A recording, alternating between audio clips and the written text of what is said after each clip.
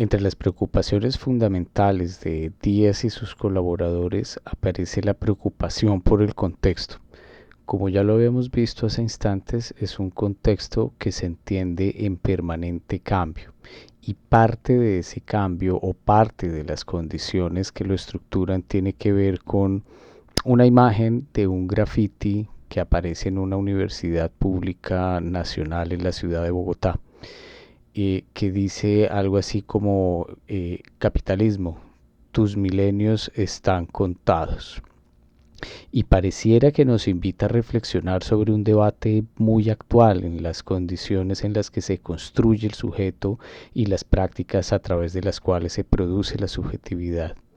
Esta es una reflexión que, bueno, podemos entender desde ciertas perspectivas de las ciencias sociales, ciertas perspectivas de la psicología y que se hace muy importante, sobre todo en momentos como los que estamos viviendo actualmente, que están llenos de crisis en muchos sentidos. Una crisis ambiental, una crisis de valores, una crisis de salud, una crisis permanente como un estado que de muchas maneras se convierte en algo inexorable.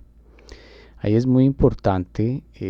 entender también que buena parte de lo que nosotros como psicólogos hacemos y la manera en la que nuestro trabajo, digamos que ha venido desarrollándose, asume algo que Martín Baró lo mostraba estrechamente relacionado al desarrollo de las sociedades occidentales. Es decir, que buena parte de ese cuerpo central de lo que la psicología ha venido realizando, sobre todo en los Estados Unidos, en Europa, en el gran mundo noratlántico, pues es una elaboración que está al servicio de los intereses del capital, valga decir, que está enfocada en el desarrollo económico y social de esos países. Y por eso puede entender uno que la psicología tiene una gran valoración social. En el caso de nuestros países, lo que nosotros encontramos es una realidad muy distinta. Lo que encontramos es una realidad donde, si bien reconocemos una democracia formal, el Estado es tremendamente precario. Es decir, que no cuenta con los recursos para ser un Estado fuerte, un Estado que se encargue de garantizar el derecho a la vida, a la libertad, a la propiedad, y esto lleva en muchos casos, y más acá en Colombia, a que se pierda credibilidad en las instituciones públicas y por supuesto para que los partidos tradicionales se aprovechen precisamente de esta falta de credibilidad. Otro aspecto fundamental de nuestros contextos tiene que ver con la gran exclusión social, política y económica que el actual modelo de desarrollo, basado fundamentalmente en las industrias de extracción, tiene a la hora de superar los problemas de desigualdad en la distribución del ingreso y la pobreza. En este sentido es muy importante entender que la pobreza tiene cara femenina y tiene cara femenina porque a las mujeres les pagan mucho menos por su trabajo, tienen dobles y triples jornadas porque tienen que precisamente encargarse, además de su trabajo, de ellas mismas, de la familia, del cuidado de los ancianos, de los niños, etcétera, etcétera. Y si a esto le sumamos las dinámicas, las diferentes dinámicas del conflicto armado, lo que nosotros vamos a encontrar, y que de hecho los datos del último censo de población que el DANE reveló hace algunos meses, nos muestran que la gran mayoría de los hogares acá en Colombia cuentan con jefatura femenina. Y este hecho cuestiona precisamente uno de los mitos más grandes que existen en la psicología sobre las familias funcionales o disfuncionales, como muchos prefieren llamarla. Otro aspecto que es bastante preocupante en nuestro contexto tiene que ver con la fragmentación de la sociedad y el deterioro de la convivencia ciudadana.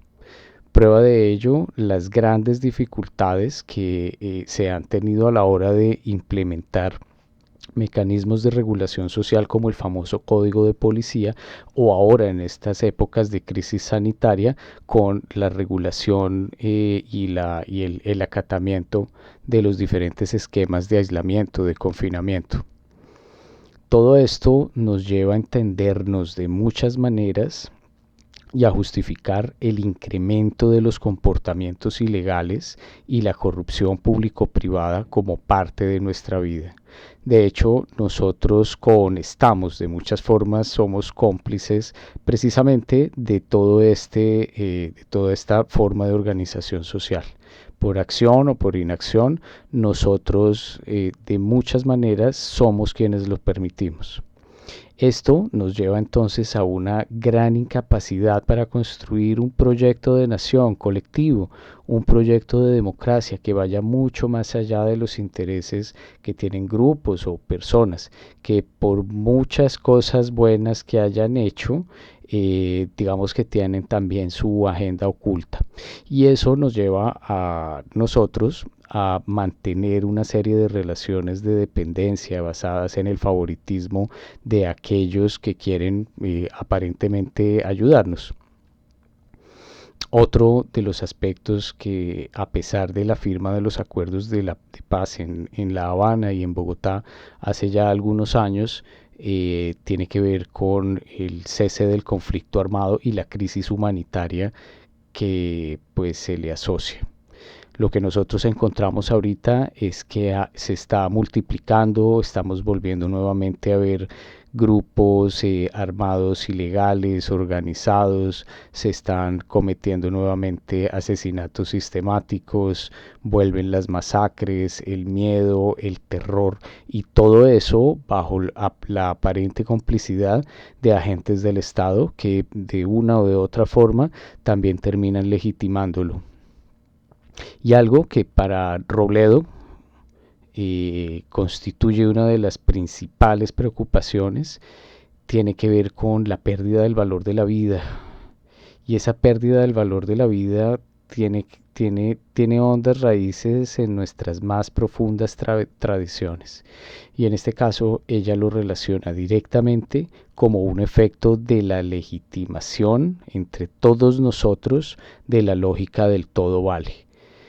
Es una lógica en donde imperan simplemente los fines y no importan los medios para lograrlos. Y eso, claro, lo coloca a ella un poco en el sentido de de la violencia sociopolítica, pero podemos darnos cuenta que vivimos en una cultura donde se privilegia la respuesta, el logro, el éxito y todo lo que pueda asociársele. Esas son en buena parte algunas de las condiciones, de las características de nuestro contexto que condicionan o enmarcan mucho mejor el ejercicio y también, por supuesto, cuestionan la manera en la que la formación de psicólogos se realiza en nuestro país. Como veremos más adelante, pueda que reconozcamos que estas situaciones existen, pero la gran pregunta es, venga, en la formación que nosotros estamos haciendo de nuestros futuros colegas, la formación de psicólogos en Colombia, ¿está cercana precisamente a esta realidad que nosotros vivimos?